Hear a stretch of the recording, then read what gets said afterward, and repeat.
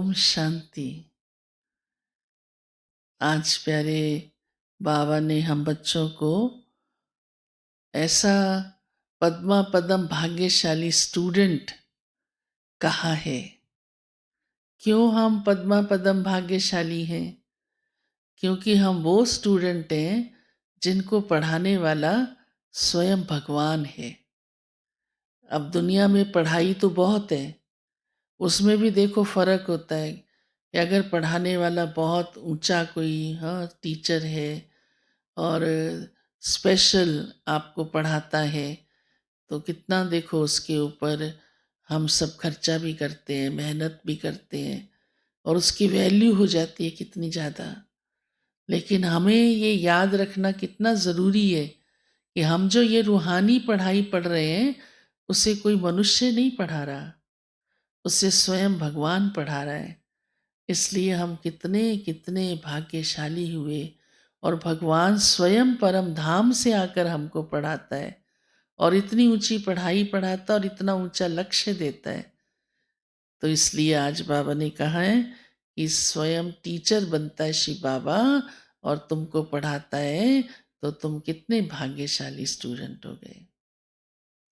दूसरी बात आज बाबा ने बहुत अच्छी सुनाई है कि मोह निकल जाए। मोह नहीं निकलता ना, मोह की रग्गें बड़ी सूक्ष्म है, वो टूटती नहीं है। तो बाबा उसके लिए हमें भिन्न भिन्न पुरुषार्थ कराता है, याद का पुरुषार्थ भी कराता है। लेकिन आज बाबा ने एक विशेष बात कही है कि अपने को सर्विस में बिजी रखो। सेवा करने से भी मोह की रग्गें टूटती हैं, इस पर सोचना। क्यों? क्योंकि मोह जाता ही है जब मन खाली होता है, या देखो जब कोई सामने बार बार होता है, जो भी कारण होते हैं। पर अगर हम अपने को बाबा की सेवा में लगा देते हैं तो एक तो हमारा ध्यान सेवा में बिजी हो जाता है, दूसरा क्योंकि सेवा बाबा की है तो बुद्धि में कौन रहेगा? बाबा रहेगा। तो भी मोह निकलता जाता है। सेवा करने से बहुत शक्तियां भी मिलती हैं और व्यस्तता मन की हो जाती है। जैसे देखो लौकिक रीति से भी जो बहुत व्यस्त रहते हैं, बिजनेस है, सारा दिन, शाम लेट भी आएंगे, हाँ, क्योंकि उनका बुद्धि योग उसी से जुड़ा हुआ है। तो घर वाले कहते हैं जल्दी नहीं आते हो, उसको कोई फर्क भी नहीं पड़ता है उसका, क्योंकि मन अपने बिजनेस में इतना व्यस्त है।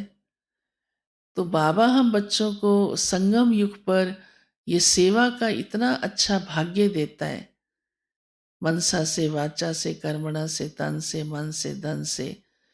तो हमारी मोह की रग्गें धीरे धीरे बार बार आत्माओं की याद नहीं आएगी और यही ही बहुत ज़रूरी है। तो एक पंथ दो काज, एक सेवा हो गई, भाग्य बन गया, सबकी दुआएं मिल गई, भविष्य ऊंचा हो गया और साथ साथ मोह भी टूटता गया।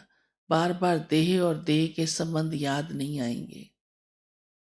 साथ ही आज बाबा ने कहा है पढ़ाई को कभी मिस नहीं करना, क्योंकि ये पढ़ाई बहुत ऊंची है। एक एक दिन हमारे लिए बहुत भाग्य बनाने वाला है। तो एक दिन भी मिस होता है तो बहुत घाटा पड़ सकता है। इस कारण बाबा कहते हैं कोई भी दिन मुरली मिस नहीं होनी चाहिए। और विशेष बाबा ने कहा है कि जो कहावत है, hear no evil, see no evil, talk no evil, ये धारणा भी पढ़ाई से सहज हो जाती है। कहने में तो देखो सभी कहते हैं और सभी जानते भी हैं, परंतु फिर भी बुराई की तरफ ध्यान जाना, सोचना या बोलना।